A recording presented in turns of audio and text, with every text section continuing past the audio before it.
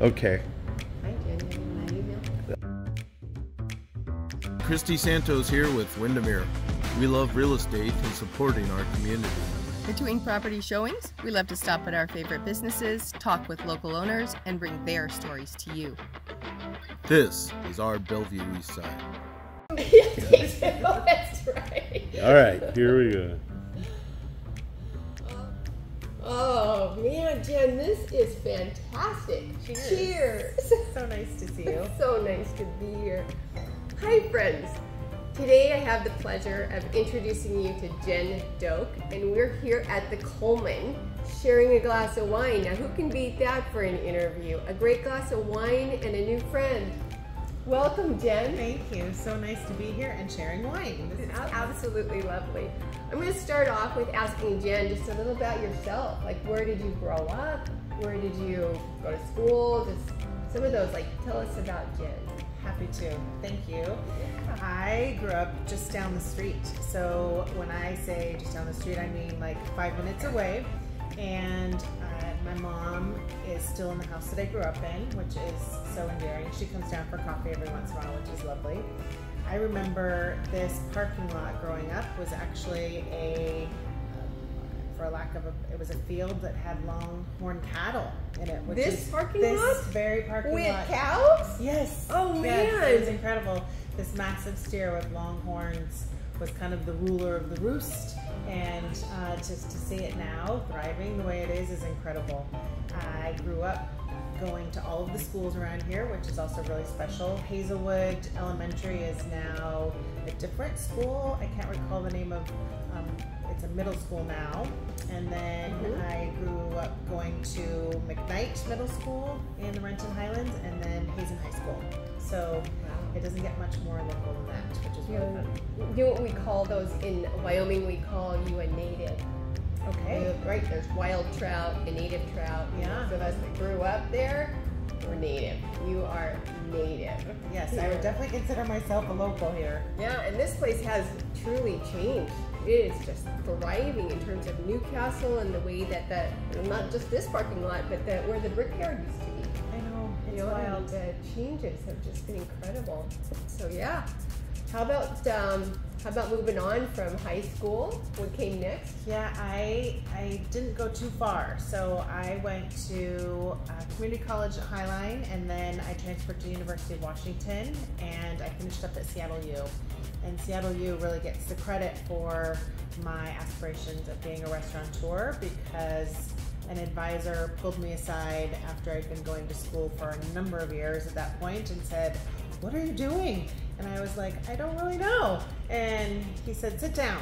He's like, "Do you want to go to grad school?" And I said, "No, it's taken me this long to get my undergraduate." He's like, "Well then, I'd like you to leave my office, go to the Career Center, and I want you to apply for 3 internships that you'd be willing to do work for free. That's the only prerequisite. Your degree is simply kind of an admission pass, but it doesn't mean that it's your profession." And I was always thinking that my profession was tied to my degree. Yeah. So I applied for 3 internships that were all hospitality driven, and that's what led me to wine. And I worked in the wine industry for a surplus of 20 plus years, so that's my passion here. I know. Oh yeah. And here. So yeah. And here. Yep, Cheers. Cheers. And then ultimately, I just loved what wine did in terms of bringing people together. It is such a communal beverage that is so layered with history, which is a passion of mine. It is layered with agriculture, and then just as a commercial product that is sold on the table. It is also sold at restaurants to be consumed in house, or sold to be taken to your home. Oh yeah. Oh yeah. Celebrations. And, between wine clubs and wine stores and just holidays. Like I think of wine with holidays, with people. You're right. It brings people together for sure. Very lovely. So you have a couple of other enterprises, right? Besides the Coalman. It feels like it right now. Boy, we're growing. We went from one restaurant in Ballard, which is Brimmer and Hilltap, to opening the Coalman, which really, I'd never really had my eyes set on opening a second business until, oh gosh, I mean, it is laced with a little bit of tragedy. My father was ill, and I was spending a lot of time out here with my family and wanting to take my mom out for a little break. And so it was like, gosh, where could we go that was easy, that was close, that we didn't have to make a big commitment to go financially or downtown Bellevue. And it was just so limited. So I just remember thinking at that time, boy, gosh, there's still so much opportunity around here. And on a whim, I reached out to a friend of mine and just said, hey, will you keep your ears open for some commercial property in Newcastle? And his response was, what part of Bellevue? And I said, I don't want Bellevue, I want Newcastle. And he's like, you're crazy. And I said, I know that, but like, it's a weird area because from Renton to Bellevue and from 405 to Issaquah, there is really limited resources for people who live in this area. And he kind of shrugged his shoulders and was like, good luck with that. So we feel very, very lucky that we're here. And you plowed forward.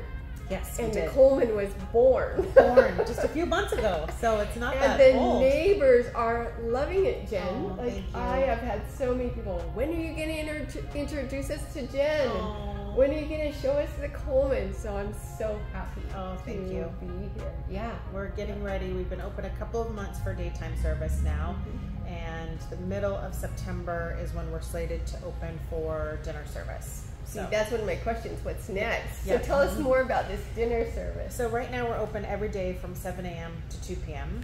And once we open for dinner service, we'll be open from 7 a.m. until 9 p.m. So you can come all day straight through.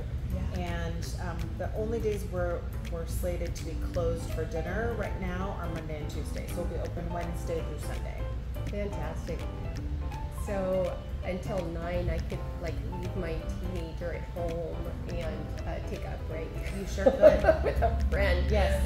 Tell us what's to be on that menu. Just call me and just be like, hey, can you have a martini ready for me? Just set it on the counter. Just start stirring it now or shaking that margarita. Yeah. Gosh, that will be so lovely. We are finalizing the menu right now for dinner, and at some point, like, we'd have to do a little tour of the kitchen, because when I say kitchen, it's like a big closet back there. The biggest challenge that we have with this space is that we have a beautiful dining room that is encompassing of more bodies than our tiny, tiny little kitchen will help us put out food for. So, and we do not have a walk-in, and we do not have a hood. So we do the fresh baked goods every day with this incredible electric oven that doesn't require a hood, which is so impressive. And our dinner menu will be equally deliberate and equally delicious. So like we have opportunity for sure to be clever. So we'll have some charcuterie, some amazing cheese, a healthy selection of vegetables. I'm really big on vegetables. We're looking at some scallops right now to launch into the autumn, because we'll be opening in September for that. So it'll be a healthy mix for sure. Fall dishes. Yeah. Oh, I'm sure that the neighborhood, as long as me and Dan are looking forward to that. Oh, I'm so glad. Rumor has it they're testing today. They were testing a homemade Parisian gnocchi. You have to tell me more about that. I'm going to mispronounce it. That's okay. So gnocchi is a potato dumpling essentially. Oh. So and it was beautiful, laced with herbs, and that's all I'll say for right now. So that's a very European dish, isn't it? Yes. Yeah, I think there's different versions of that throughout Europe. My mother they have a little different name for it. In which country? She's Czechoslovakian. Oh, yes. So Slavic, and yeah, they would call it similar, but they call it gnocchi. Oh, neat. And I think you pronounce it just a little different. Yeah, gnocchi. Yeah. Oh, that's so neat. I like that. Yeah, she still cooks it to this day, and she'll make her own. And as a child, I remember calling them potato pillows. Oh, that's okay. Exactly. Pillows. Yeah. We call them cheese, or like, we need some more of those little pillows. Little pillows. Yeah, which is so perfect. What time did you say dinner was? Exactly.